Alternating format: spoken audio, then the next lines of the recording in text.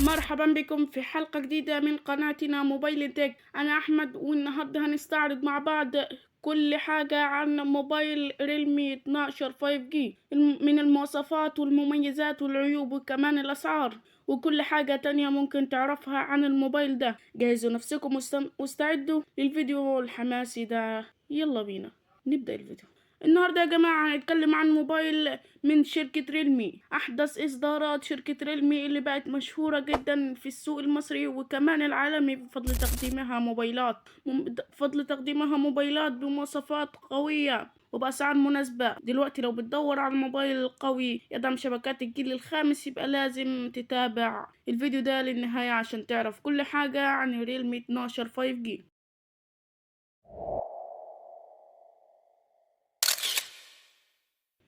أول حاجة هنتكلم عنها هي المواصفات التقنية للموبايل. ريلمي 12 5G بيجي بمعالج دايمنستي 6100 بلس، وده معالج قوي جدا في الفئة المتوسطة، بيقدم أداء ممتاز سواء في الألعاب التقيلة أو في التطبيقات اليومية. المعالج ده بيساعد على تقديم تجربة سلسة وسريعة من غير تهنيج. الشاشة، الموبايل بيجي بشاشة كبيرة بحجم 6.72 إنش ونسبة تحديث 120 هرتز بدقة فول اتش دي بلس من نوع اي بي اس ال سي دي. الشاشة دي بتديك تجربة مشاهدة ممتازة سواء بتتفرج على فيديوهات او بتلعب العاب. بيجي باصدارات الذاكرة والتخزين مختلفة. من ناحية الذاكرة والتخزين في نسخ بتيجي ب 8 جيجا بايت و128 جيجا بايت ذاكرة داخلية، وفي نسخ بتيجي ب 8 جيجا رام و256 جيجا بايت، وكمان في نسخ بتيجي ب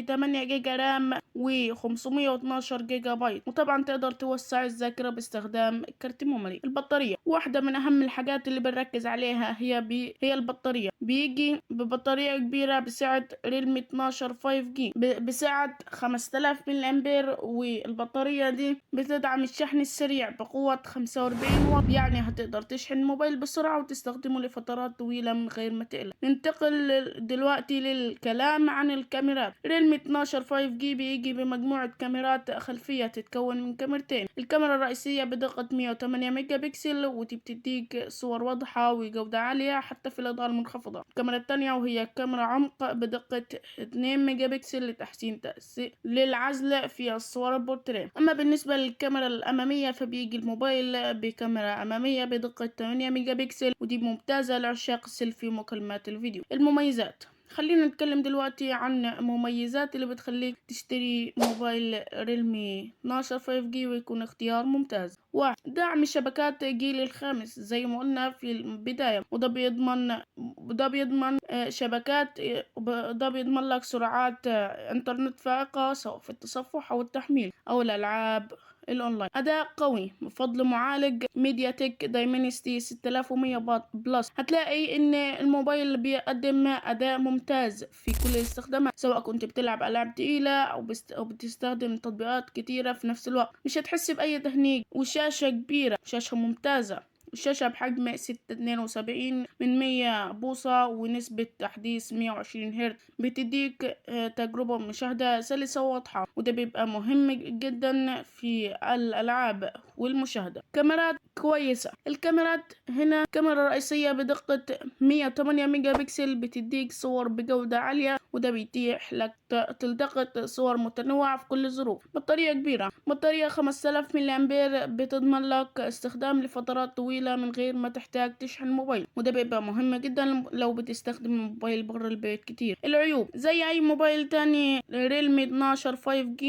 ليه بعض العيوب اللي لازم نذكرها. واحد، التصميم البلاستيكي. الموبايل بيجي بجسم بلاستيكي، وده ممكن ما يكونش بنفس فخامة الموبايلات اللي بيجي بجسم زجاجي أو معدني، بس البلاستيك ليه مميزات برضو زي إنه مش بيتكسر بسهولة. عدم وجود حماية ضد الماء والغبار. الموبايل مش مقاوم للماء أو الغبار، وده بيخليك محتاج تكون حريص أكتر في استخدامه في الظروف دي. الواجهة البرمجية، بعض الناس ممكن ما يعجبهاش ريلمي يو آي واللي هي واجهة ريلمي، بس ده موضوع أذواق شخصية وممكن تتعود عليها بعد فترة من الاستخدام. الأداء في الألعاب، لو أنت من عشاق الألعاب أكيد هتكون مهتم بأداء ريلمي 12 5G. الموبايل ده في الألعاب خلينا نقولك إن دايمنستي 6100 بيقدم أداء ممتاز في الألعاب، ونسبة تحديث الشاشة العالية هتلاقي إن الألعاب بتشتغل بسلاسة وبدون تعطيل. جربنا ألعاب زي بابجي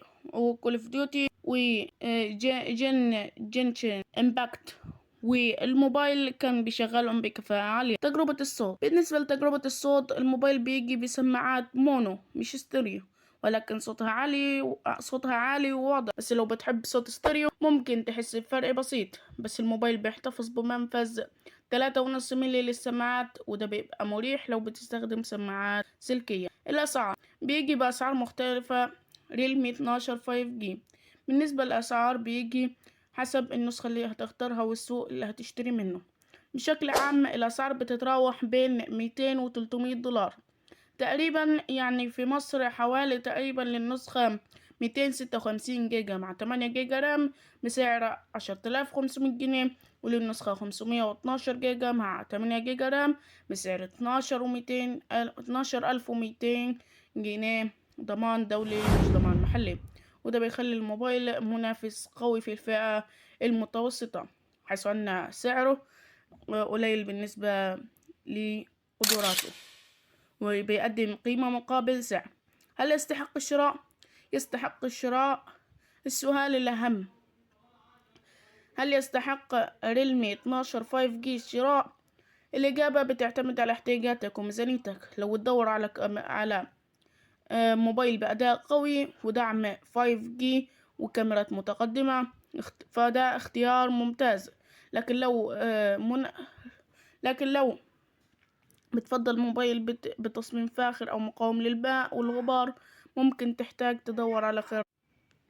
مقارنة مع شاومي ريدمي نوت 12 برو، ريلمي 12 5G وشاومي ريدمي 12 برو.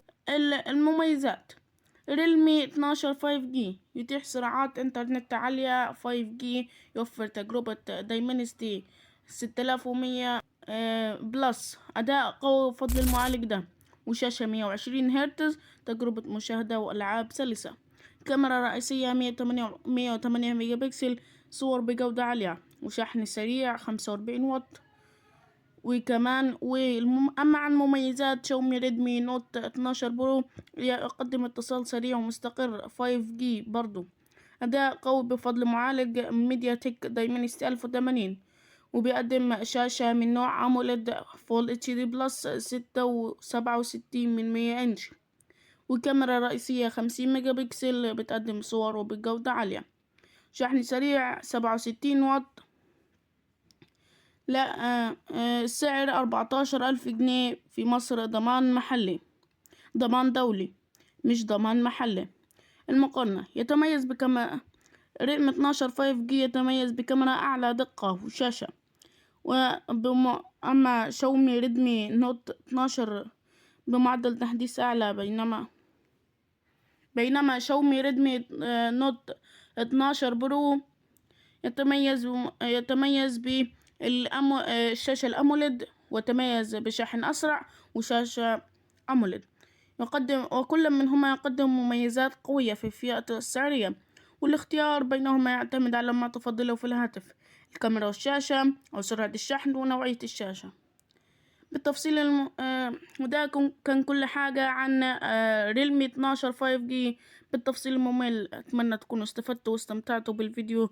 لو عندكم أي أسئلة أو تعليقات اكتبوا لنا في الكومنتات تحت، وما تنسوش تعملوا لايك للفيديو وتشتركوا في القناة وتفعلوا جرس التنبيهات عشان يوصلكم كل جديد من موبايل تك. شكرا لمتابعتكم وأشوفكم في الفيديو الجاي. سلام. هذا كان كل حاجة عن ريلمي 12 5G بالتفصيل. أتمنى تكونوا استفدتوا واستمتعتوا. لو عندكم أي أسئلة أو تعليقات اكتبوا لنا في الكومنتات تحت. لا تنسوا مقارنة ريلمي 12 5G مع شاومي ريدمي نوت 12 برو في الكومنتات من حيث الكاميرا والشاشة وسرعة الشحن والأداء، لتحديد الأنسب لكم بناء على احتياجاتكم وتفضيلاتكم. أتمنى تكونوا استمتعتم في الفيديو، اشتركوا في القناة وحطوا جرس وحطوا لايك. سلام.